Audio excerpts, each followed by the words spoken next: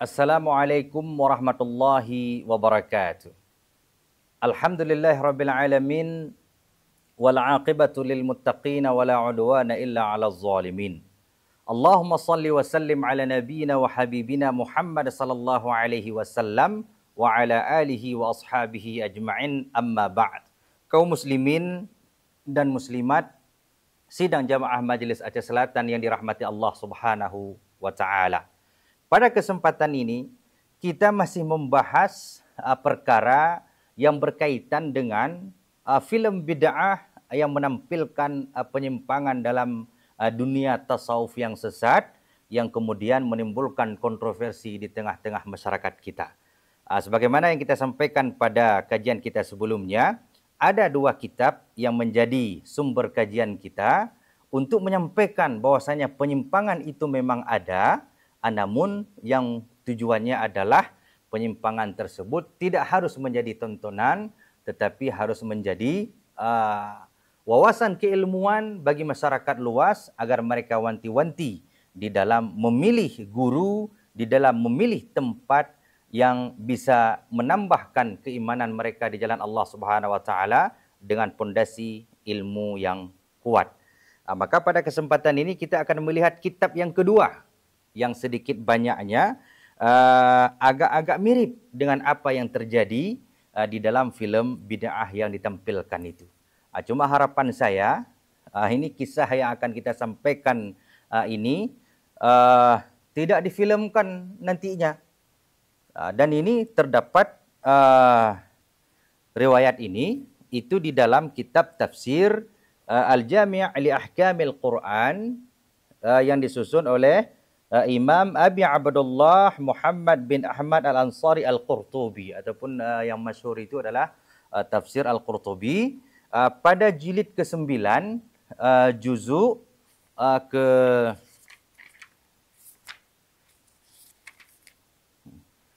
pada jilid ke-9, juz ke-18.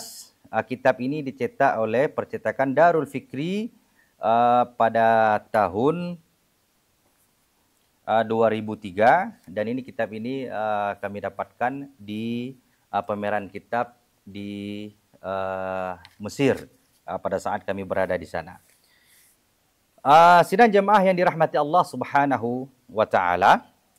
Jadi teringat kami kepada sebuah ayat Allah Subhanahu wa taala, pernah kami bahas dalam beberapa majelis ta'lim, baik di tengah masyarakat, di masjid ataupun juga di kampus, yang agak-agak mirip dengan apa yang ditampilkan di dalam filem bid'ah itu. Ini kita lihat di dalam surat Al-Hasyr, firman Allah Subhanahu wa taala ayat 16 sampai ke 17. Imam Qurtubi menyampaikan riwayat untuk menguatkan ayat ini, di mana Allah Subhanahu wa taala berfirman, "Kamathalis syaitan إذ قال للإنسان كفر فلما كفر قال إني بريء منك إني أخاف الله رب العالمين." Seperti perumpamaan syaitan ketika syaitan itu berkata kepada manusia, kafirlah. Maka ketika manusia itu kafir, maka syaitan melepaskan diri. Inni bari'un minka. Jadi syaitan menggoda manusia untuk syirik kepada Allah Subhanahu wa taala. Setelah manusia itu kufur kepada Allah, justru syaitan itu melepaskan diri. Dia tidak mau bertanggungjawab atas kekafiran dan kemusyrikan manusia tersebut. Inni akhafallah rabbal alamin. Syaitan mengatakan, saya takut kepada Allah, Tuhan pencipta sekalian alam. Jadi ayat ini dikuatkan oleh Imam Al-Qurtubi dalam tafsirnya ini. Di sini Imam Al-Qurtubi menukilkan apa yang diceritakan oleh Wahab bin Munabbih ini, yang di kalangan ulama tafsir riwayat ini dimasukkan ke dalam riwayat Israiliyat, di mana ada seorang hamba pada masa Bani Israel dulu, kana min a'badi ahli zamani. Dia ini merupakan ahli ibadah pada zamannya. Wa kana fi zamanihi salasatu ikhwati lahum ukhtun. Pada masa ahli ibadah yang taat ini, ada 3 laki-laki bersaudara memiliki seorang saudari perempuan. Wa kanat bitsekran, dan saudari perempuan ini masih statusnya gadis. Laisat lahum ukhtun ghairuha. Jadi tidak ada saudari perempuan kecuali hanya seorang anak gadis ini. Fa kharajal ba'tsu ala thalathatihim falam yajru 'inda man yukhallifuna ukhtahum wala 'inda man ya'manuna 'alayha wala 'inda man yad'unaha. Jadi ketika mereka dapat tugas untuk ikut berperang sesuai dengan titah kerajaan, jadi mereka merasa khawatir terhadap saudari perempuan mereka ini. Mereka takut sama siapa mereka titip adik perempuan mereka ini, sama siapa adik perempuannya tinggal, kekhawatiran yang sangat besar. Fajtama'a ra'yuhum 'ala ay yukhlifuha 'inda 'abidi Bani Israil. Maka bersepakatlah tiga laki-laki bersaudara ini untuk menitip adik perempuannya ini yang masih gadis ini kepada ahli ibadah pada zamannya ini.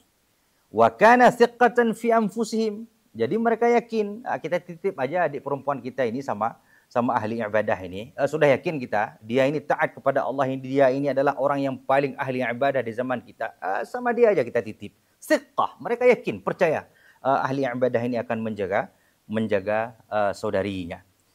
Pertamanya saudara yang dirahmati Allah Subhanahu wa taala, ahli ibadah ini menolak titipan anak gadis ini yang diberikan oleh ketiga abangnya. Namun pada akhirnya falam yazalu bihi hatta ata'ahum. Karena ketiga abangnya ini berharap sangat kepada ahli ibadah ini, jadi sehingga ahli ibadah tersebut menerima titipan adik perempuan mereka. Dia menjawab, faqala anziluha fi baitin hidha'in sawma'ati. Letakkan ataupun tempatkan adik perempuan kalian itu di rumah ahli sepatu di tempat sinagog saya beribadah ini. Jadi kalau ulama Yahudi ataupun pendeta Yahudi itu beribadah, tempat ibadah mereka disebut dengan sinagog. Di dalam bahasa Arab disebut dengan sawma'ah. Jadi pendeta ini mengatakan, letakkan adik perempuan kalian itu di rumah ahli sepatu di dekat sinagogku ini. Maka mereka tempatkanlah adik perempuan mereka di tempat yang disampaikan oleh ahli ibadah tersebut. Maka berangkatlah ketiga abangnya ini untuk ikut bersama pasukan perang yang ditugaskan oleh kerajaan. Lalu apa yang terjadi sidang jemaah yang dirahmati Allah Subhanahu wa taala? Ahli ibadah ini betul-betul menjaga amanah sebagaimana yang diharapkan oleh ketiga saudaranya tadi. Jadi pada saat tiba waktu makan, ahli ibadah ini mengambil makanan, lalu dia meletakkan di depan pintu sinagognya. Kemudian dia tutup pintu, dan dari dalam sinagog tersebut dia memanggil perempuan tersebut untuk mengambil makanan yang sudah diletakkan di depan pintu tempat dia beribadah. Maka berjalanlah waktu seperti ini berhari-hari, berminggu-minggu, berbulan-bulan. Jadi sehingga datanglah syaitan membayang-bayangi kebaikan yang lebih baik lagi untuk dilakukan oleh ahli ibadah ini untuk membantu amanah yang sudah dititipkan kepadanya. Maka datanglah syaitan berkata kepada ahli ibadah ini, "Lau kunta tamshi ilaiha bi ta'amiha hatta tada'ahu fi baitiha kana a'zamu li ajrika." Wahai ahli ibadah, kalau seandainya makanan itu engkau antarkan saja ke depan pintu rumah perempuan itu akan lebih besar pahala yang engkau dapatkan ketimbang engkau meletakkan di depan pintu tempat kamu ibadah. Kamu turun saja, keluar daripada tempat ibadahmu, letakkan makanan itu di depan pintu tempat tinggal perempuan itu. Engkau akan mendapatkan pahala yang lebih besar. Maka ternyata sidang jamaah yang dirahmati Allah Subhanahu wa taala, ahli ibadah ini mendengar dan terperangkap dalam rayuan setan ini. Maka diantarlah makanan tersebut di depan pintu rumah perempuan ini tanpa berbicara, tanpa mengucapkan sepatah kata pun.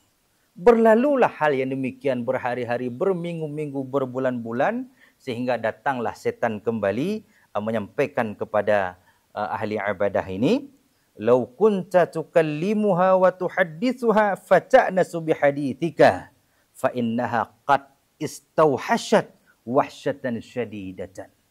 Wahai ahli ibadah, alangkah lebih baiknya lagi kalau engkau ingin mendapatkan pahala lebih, setelah engkau meletakkan makanan di depan pintu rumahnya, engkau ngomonglah sama perempuan itu. Bercakap-cakaplah dengan anak gadis itu. Apakah engkau tidak kasihan? Dia sudah lama ditinggal oleh saudara-saudaranya. Engkau hibur dia. Dan ternyata saudara yang dirahmati Allah Subhanahu wa taala, pendeta ini pun terjebak di dalam bisikan syaitan ini. Maka diantarkan makanan di depan pintu rumah anak gadis ini, yang sebelumnya dia tidak berbicara, karena rayuan setan akhirnya berbicara. Tegur sapa, 1-2 kali dan seterusnya. Berjalanlah waktu, hari demi hari, minggu demi minggu, sehingga datang setan kali yang ketiga.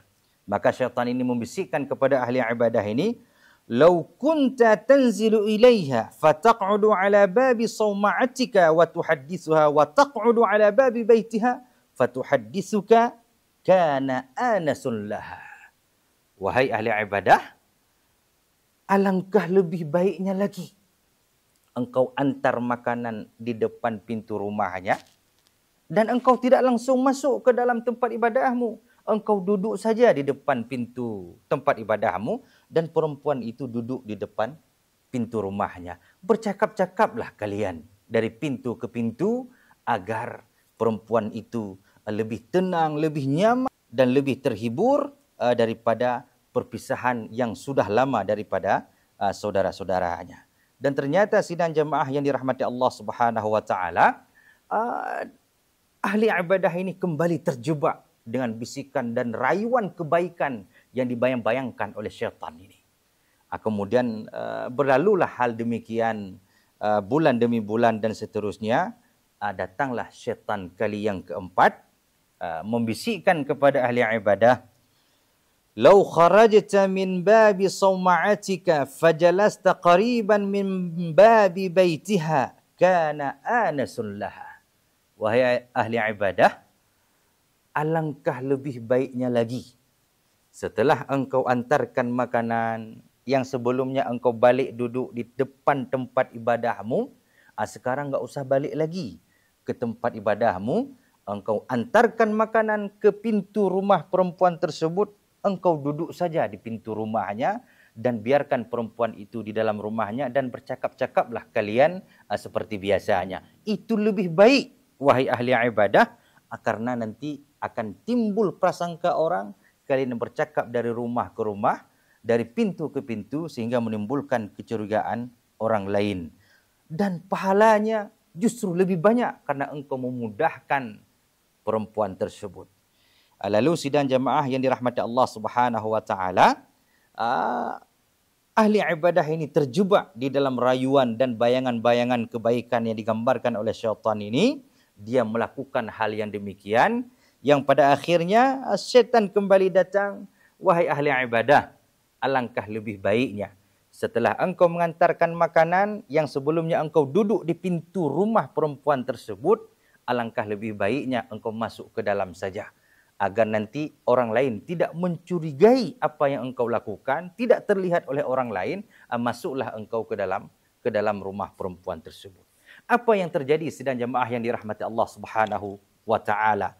Tahap demi tahap, langkah demi langkah yang dilakukan oleh syaitan dalam mengelabui ahli ibadah yang sangat taat di zamannya ini dengan memanfaatkan keberadaan seorang anak gadis, satu langkah demi satu langkah yang pada akhirnya ahli ibadah ini melakukan perbuatan zina dengan anak gadis tersebut sehingga melahirkan seorang bayi.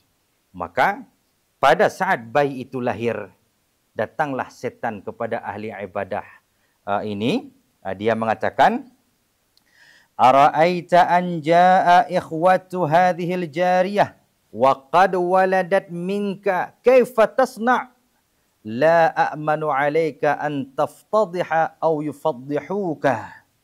Wahai ahli ibadah, tergambar ndak kamu seandainya ketiga abangnya ini pulang, mereka tahu kalau engkau sudah menodai adiknya, dan mereka tahu adiknya itu sudah melahirkan seorang bayi karena perbuatan zinamu itu, maka saya tidak akan mampu menyelamatkanmu, wahai ahli ibadah. Ini kata syaitan ini. Maka apa yang disampaikan oleh syaitan? Fa'mid ila ibniha fazbahha wadfinha. Kalau begitu, wahai ahli ibadah, ambil anak bayi itu, sembelihlah anak bayi itu, dan kuburkan anak bayi itu. Maka ahli ibadah ini karena ketakutan yang begitu besar, seandainya ketiga saudaranya ini mengetahui yang sebenarnya mereka itu sangat yakin kepada ahli ibadah ini untuk mampu menjaga adik perempuannya ini, maka apa yang diperintahkan oleh syaitan itu dilakukan oleh ahli ibadah ini. Diambil anak bayi tersebut, disembelih dan dikuburkan. Maka setelah anak bayi itu mati sangat menggenaskan, maka datanglah syaitan kali berikutnya. Apa kata syaitan?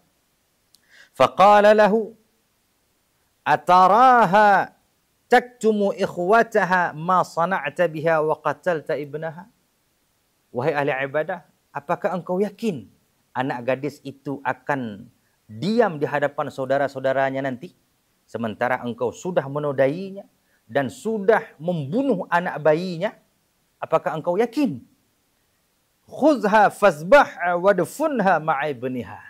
Wahai ahli ibadah, engkau ambil anak gadis itu, sembelih dia dan kuburkan bersama bayinya yang sudah duluan engkau bunuh. Maka ahli ibadah ini bertambah rasa takut yang luar biasa, sehingga dia melakukan apa yang dianjurkan oleh syaitan ini. Dia ambil perempuan ini, disembelihnya dan dibunuhnya anak gadis ini, dan dikuburkan bersama anak bayi yang sebelumnya. Maka sidang jemaah yang dirahmati Allah Subhanahu wa taala, tidak lama kemudian maka pulanglah ketiga saudaranya ini dengan penuh kebahagiaan, dengan penuh keceriaan, dengan penuh kerinduan untuk melihat adik perempuan mereka yang dulunya mereka titip kepada ahli ibadah yang sangat taat di zamannya. Maka sidang jemaah, ketika ketiga saudaranya ini berjumpa dengan sang ahli ibadah, fasa'aluhu anha fana'aha lahum wa tarahama 'alaiha wa baka lahum. Maka ahli ibadah ini menyampaikan keadaan, wahai kalian semuanya, adik perempuan kalian itu adalah anak yang baik, anak yang sopan santun, dipujinya anak gadis ini. Wa baka lahum, dan ahli ibadah ini menangis dengan tangisan palsu untuk menutupi kejahatan yang sudah dia lakukan. Maka ditunjukkanlah oleh ahli ibadah ini kepada ketiga saudaranya ini, itu kuburan adik perempuan kalian. Maka datanglah ketiga abangnya ini meratapi kematian sang adik, dan mereka pada saat itu tidak ada kecurigaan sama sekali kepada ahli ibadah ini, karena sudah dianggap orang suci, karena sudah dianggap orang yang sangat taat. Tidak mungkin menyia-nyiakan amanah manusia seorang anak gadis yang mereka titipkan beberapa tahun sebelumnya. Mereka tidak ada kecurigaan sama sekali. Mereka percaya penuh kepada ahli ibadah ini. Maka apa yang terjadi sidang jemaah yang dirahmati Allah Subhanahu wa taala, setelah mereka menumpahkan kesedihan yang dibalut dengan kerinduan semu tidak bisa berjumpa dengan adik mereka lagi, maka esoknya mereka kembali ke rumah mereka. Lalu pada saat mereka tidur, sidang jemaah ini rahmati Allah Subhanahu wa taala, ketiga abangnya ini tidur di suatu tempat. Atahumus syaitanu fi suratin rajulin musafir. Datanglah syaitan dalam mimpi ketiga mereka ini. Syaitan yang dulunya mengelabui sang ahli ibadah untuk menodai dan membunuh anak gadis dan bayinya, syaitan ini kembali datang dalam mimpi ketiga saudaranya ini. Di sini Wahab bin Munabbih yang diriwayatkan oleh Imam Al-Qurtubi menyebutkan, Syaitan ini pertama sekali datang kepada kakak yang paling tua. Lalu syaitan bertanya, di mana adik kalian? Maka diceritakanlah dalam mimpi itu oleh kakak yang tua apa yang disampaikan oleh pendeta ataupun oleh ahli ibadah tersebut. Maka syaitan mengatakan, wahai fulan, ahli ibadah itu bohong. Dia itu sudah menodai adik kalian sampai dia melahirkan, lalu dibunuhnya anak tersebut dan dibunuh juga, disembelih juga adik kalian. Dan mereka berdua dikuburkan di samping kanan rumah tempat adik kalian dulu tinggal ketika kalian berangkat untuk berperang. Pergilah ke sana, lihat apakah yang saya sampaikan itu benar ataupun tidak. Ini percakapan syaitan dengan kakak yang kedua. Setelah datang kepada kakak yang kedua, lalu syaitan ini berpindah kepada kakak yang nomor 2, menyampaikan dengan ucapan yang sama, dengan khabaran yang sama, dengan tempat yang sama. Setelah selesai dengan kakak yang kedua, datang syaitan kepada kakaknya yang ketiga, dengan mimpi yang sama, percakapan yang sama, dengan tempat yang ditunjukkan yang sama. Datanglah kalian ke samping pintu kanan tempat adik kalian tinggal dulu. Di situ ahli ibadah menguburkan adik perempuan kalian dengan bayinya yang sudah disembelih. Maka pada malam tersebut terbangunlah kakak yang kedua dalam keadaan ketakutan yang membangunkan saudaranya yang berdua ini. Sehingga mereka duduk bertiga dan salah satu mereka mengatakan, wahai saudara aku bermimpi seperti ini. Lalu yang lain menyebutkan, iya saya juga mimpi demikian.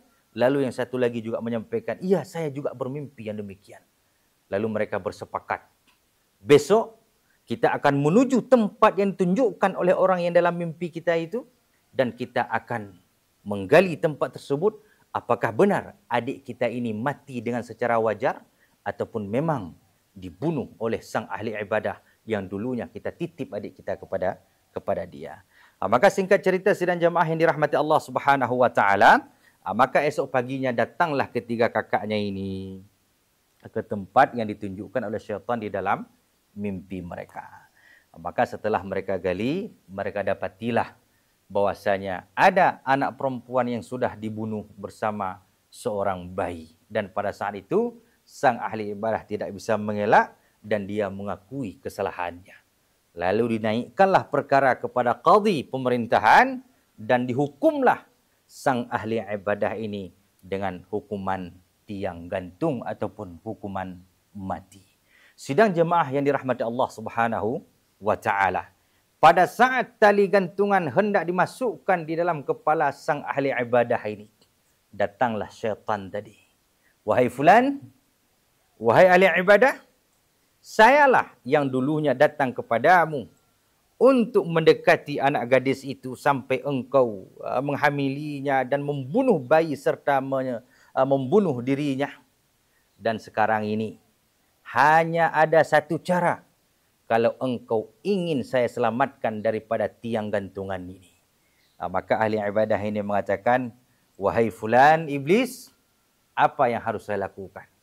Maka sang iblis mengatakan, fa in anta ata'tani al-yawma wa kafarta billahi alladhi khalaqaka. Seandainya engkau taat kepadaku hari ini dan engkau kafir kepada Allah Subhanahu wa taala, khallastuka mimma anta fi. Saya akan membebaskan engkau daripada tiang gantungan ini. Maka kafirlah ahli ibadah ini kepada Allah Subhanahu wa taala. Maka ketika dia sudah kafir, maka syaitan mengatakan, inni bari'un minka, saya terbebas dari dirimu karena inni akhafullaha rabbal alamin, karena saya takut kepada Allah, Tuhan pencipta alam. Sidang jemaah yang dirahmati Allah Subhanahu wa taala. Riwayat yang kita bacakan dalam kitab tafsir ini, tokohnya adalah ahli ibadah yang memang ikhlas kepada Allah Subhanahu wa taala, tapi pada akhirnya terjebak di dalam perbuatan zina, terjebak dalam perbuatan membunuh. Namun apa yang ditayangkan dalam film bid'ah itu, tokohnya bukan ahli ibadah, tokohnya bukan orang yang taat, tokohnya tidak memiliki kemapanan keilmuan, apalagi kesucian kebatinannya, maka kebodohan ilmunya, kerusakan batinnya, yang kemudian dibalut dengan simbol-simbol keagamaan, lalu dia menjebak mereka-mereka yang awam untuk tunduk kepada kebodohan dan kerusakan nafsunya, dan pada akhirnya terjadilah perbuatan-perbuatan yang menodai ajaran kesufian yang sebenarnya. Maka oleh sebab itu, sidang jemaah yang dirahmati Allah Subhanahu wa taala, teringat saya pada saat berada di Mesir dulu. Jadi saya tinggal di daerah Tabbah Ashir. Di sana ada satu masjid di Tabbah itu. Ada seorang syekh berkhutbah, dan pada saat itu sampai sekarang saya mengingat apa yang disampaikan oleh syekh tersebut. Saya lupa namanya. Jadi kata beliau, jangan pernah mempercayakan anak perempuan kalian kepada laki-laki manapun. Baik dia itu orang yang taat, orang yang saleh, ataupun penampilannya itu sangat-sangat meyakinkan, jangan pernah percaya anak perempuan kalian kepada laki-laki apapun. Kata beliau, bukan kita curiga sama anak gadis itu, bukan kita curiga kepada si fulan itu, laki-laki itu. Tetapi yang kita khawatirkan adalah mereka berdua tidak akan tahan terhadap tipu daya syaitan, yang pada akhirnya terjadilah perbuatan tercela di antara kedua mereka. Maka ini di berbagai tempat, terutama di perkotaan ini, ada kegiatan les privat, datang guru laki-laki ke rumah ataupun guru perempuan mengajarkan anak laki-laki ke rumah, lalu sang orang tua di rumah tersebut membiarkan anak perempuan mereka dengan guru lesnya ataupun guru ngajinya. Ini hal-hal yang harus kita waspada, sidang jamaah yang dirahmati Allah Subhanahu wa taala. Bukan kita curiga pada guru lesnya, bukan kita curiga pada guru ngajinya, tetapi yang kita curigai adalah syaitan yang selalu mengambil kesempatan dalam mengelabui anak manusia. Sidang jamaah yang dirahmati Allah Subhanahu wa taala, mudah-mudahan apa yang kita lihat dan kita baca dalam kitab tafsir Imam Al-Qurtubi dengan riwayat yang disampaikan oleh Wahab bin Munabbih ini, kita semua, masyarakat kita, dijauhkan dari perbuatan-perbuatan keji dan mungkar yang didasarkan pada kebodohan terhadap agama ini. Wabillahi taufiq wal hidayah. Wassalamualaikum warahmatullahi wabarakatuh.